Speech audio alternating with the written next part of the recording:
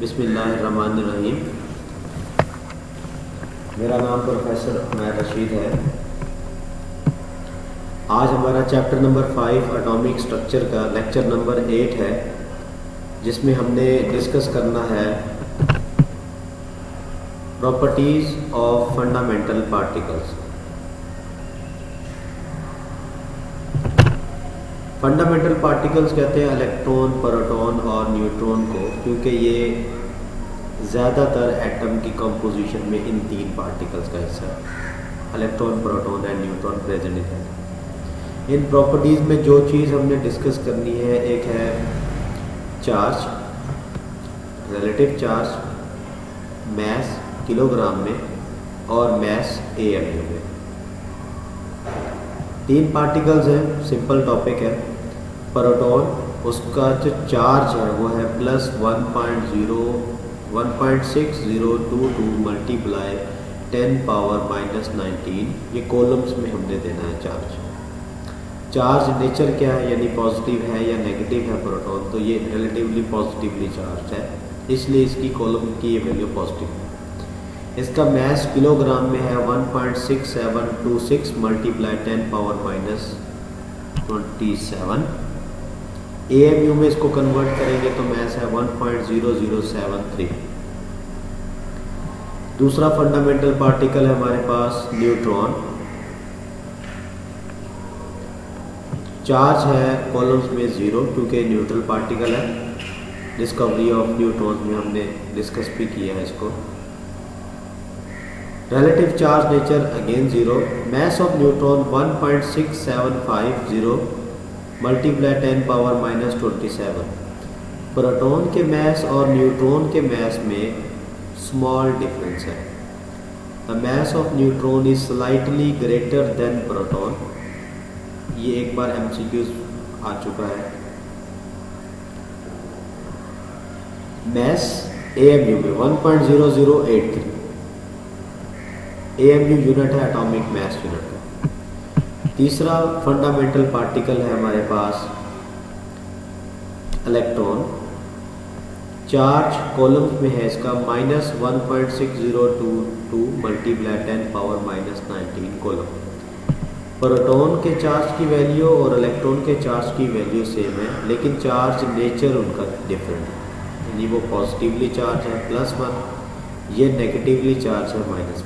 तो एक एटम इस हिसाब से हम कह सकते हैं इलेक्ट्रिकली न्यूट्रल होता है, क्योंकि उसमें प्रोटॉन और इलेक्ट्रॉन की तादाद बराबर होती है, तो पॉजिटिव नेगेटिव चार्ज बराबर होते हैं, एटम न्यूट्रल होता है और न्यूट्रॉन का कोई चार्ज नहीं होता। Mass of electron in kg 9.1095 multiply 10 power minus 31 kg और AMU में वैल्यू है 5.4858 मल्टीप्लाई 10 पावर माइनस 24। ये पावर में आएगी ये वैल्यू, बुक में एक मिस्टेक है, पावर में इसको लिखना है यहाँ पे। उसके बाद हमारा जो मेन आर्टिकल है आज का, वो है रदरफोर्ड मॉडल ऑफ एटम। इसमें जो मेन चीज़ हमने डिस्कस करनी है वो है डिस्कवरी ऑफ न्यूक्लियस। आप इस डायग्राम में देख सकते हैं कि ये बेसिकली एक गोल्ड फॉइल दिखाई गई है, जिसमें ये बताया जा रहा है कि ये सारे एटम तरतीब से पड़े हुए हैं। इसमें ये सेंटर में जो पोर्शन है, ये यहाँ पर और यहाँ पर ये न्यूक्लियस बेसिकली दिखाया गया है, और इसकी तो डिस्कवरी करनी है आज। बाकी ये उसके आसपास शेल का एरिया दिखाया गया है। हमने रेडियो एक्टिव एलिमेंट्स रेडियम और पोलोनियम, इनको यूज़ करके अल्फ़ा पार्टिकल्स जनरेट करने। अल्फ़ा पार्टिकल्स इस गोल्ड फॉइल के ऊपर हमने इसकी बम्बार्टमेंट करनी है। इसके ऊपर आप देख सकते हैं कि एक अल्फ़ा पार्टिकल के ऊपर जो चार्ज नेचर होता है वो +2 होता है, यहाँ +2, 2 बार प्लस है। तो alpha particles are double positively charge particles. तो बहुत सारे अल्फ़ा पार्टिकल जो है हम जनरेट करके इन गोल्ड फॉइल के ऊपर बम्बार्टमेंट कराएंगे, और आप देख सकते हैं कि ये सारी रेडिएशन जो है ऑलमोस्ट उस गोल्ड फॉइल से स्ट्रेट ट्रैवल कर गई है। और दो रेडिएशन यहाँ पर दिखाई गई है, एक उस सेंटर पोर्शन से टकराकर कुछ एंगल पे डिफ्लेक्ट हो गई है, स्लाइटली डिफ्लेक्टेड अल्फा पार्टिकल्स, और एक लार्ज डिफ्लेक्शन है जो बिल्कुल बाउंस्ड बैक हो गई। ठीक, इन सब चीज़ों को हमने इस आर्टिकल में डिस्कस करना है। इन 1911 Lord Rutherford performed a classical experiment. He studied the scattering of alpha particle, high speed alpha particle which were emitted from the radioactive metal radium and polonium। ये स्कैटरिंग ऑफ अल्फा पार्टिकल्स, ये भी एक MCQs जो है वो बनता होता है। और रेडियो एक्टिव मेटल्स कौन कौन सी यूज़ हुई, उसमें रेडियम और पोलोनियम है, तो इस चीज़ को भी आपने MCQs के तौर पर याद रखना है। अब बीम ऑफ अल्फा पार्टिकल हम जनरेट करेंगे और उसको directed on to the gold foil के ऊपर बम्बार्डमेंट कराएंगे, और गोल्ड फॉइल की थिकनेस है 0.00004 सेंटीमीटर। ये थिकनेस की वैल्यू भी MCQs है। Target through a pin hole in a lead plate. A photographic plate और a screen coated with the zinc sulphide was used as a detector. यानी हम सामने यहाँ पर जिंक सल्फाइड की प्लेट डिटेक्टिंग डिवाइस के तौर पर यूज करेंगे। Whenever alpha particles touch the screen, highly sensitive screen होती है जिंक सल्फाइड की, फ्लैशेस, रोशनी जो है वो प्रोड्यूस होगी एट दैट पॉइंट जहाँ पर वो हिट करेंगे। ऑब्जर्वेशन क्या है इसकी, it was observe that most of the particles went through the foil undeflected. ज़्यादातर पार्टिकल जो है इस यहाँ से अनडिफ्लेक्टेड ट्रैवल कर गए,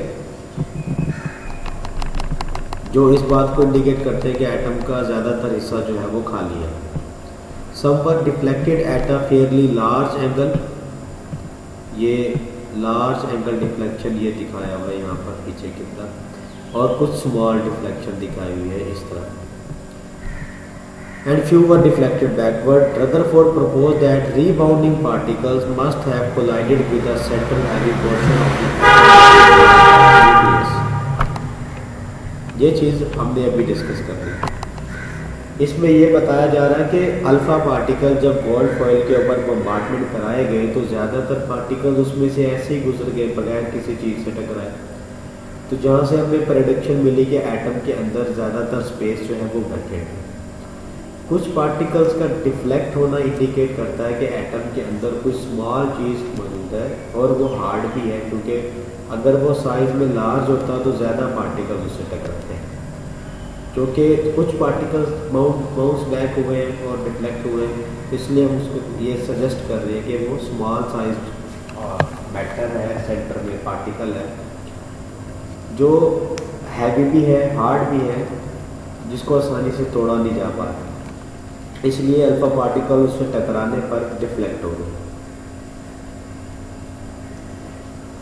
उसने इसको न्यूक्लियस का नाम दिया। On the basis of these experimental observation Rutherford proposed a planetary model similar to the solar system of an atom, in which a tiny nucleus is surrounded by an appropriate number of electron। इस line का मतलब यह है कि जिस तरह solar system है हमारा, एक सैयारे के आसपास बाकी के सैयारे रिवॉल्व करते हैं, तो रदरफोर्ड ने भी यही सजेस्ट किया कि एक एटम में एक सेंट्रल हैवी पोर्शन है, उसके आसपास इलेक्ट्रॉन रिवॉल्व करते हैं। टाइनी न्यूक्लियस सेंटर में है छोटा सा, और उसको सराउंड कर रहे हैं कुछ इलेक्ट्रॉन्स की तरह।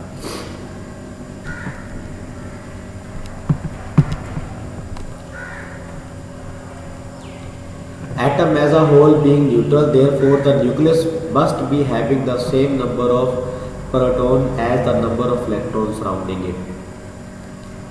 Charge nature of fundamental particle में ऊपर डिस्कस हुआ था कि इलेक्ट्रॉन का चार्ज -1 है, प्रोटॉन का +1 है, दोनों एटम के अंदर तादाद में बराबर होते हैं तो एटम न्यूट्रल होता है।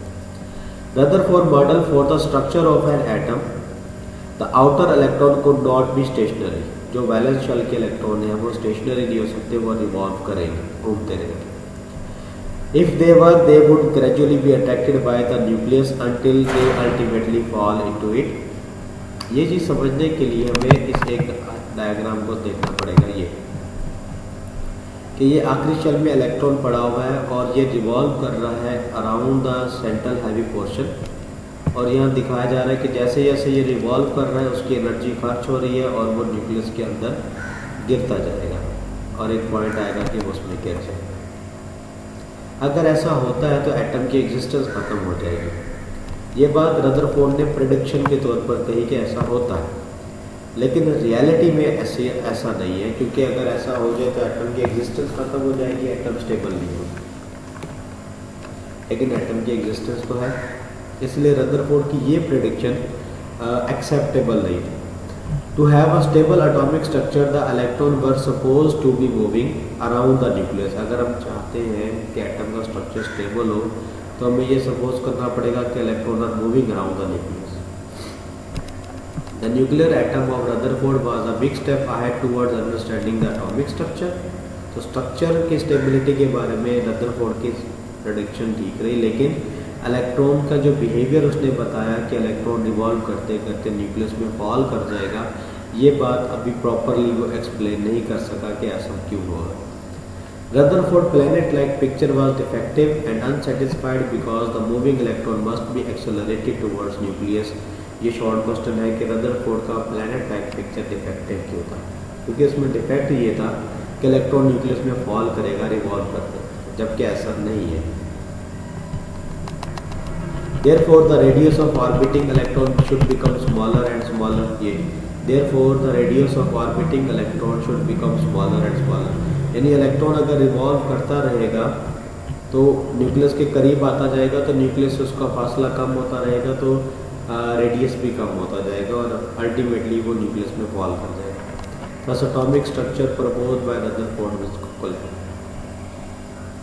ये हमारा टॉपिक था lecture number 8, discovery of nucleus से रिलेटेड। इंशाल्लाह नेक्स्ट लेक्चर में हम डिस्कस करेंगे प्लैंक्स क्वांटम थ्योरी।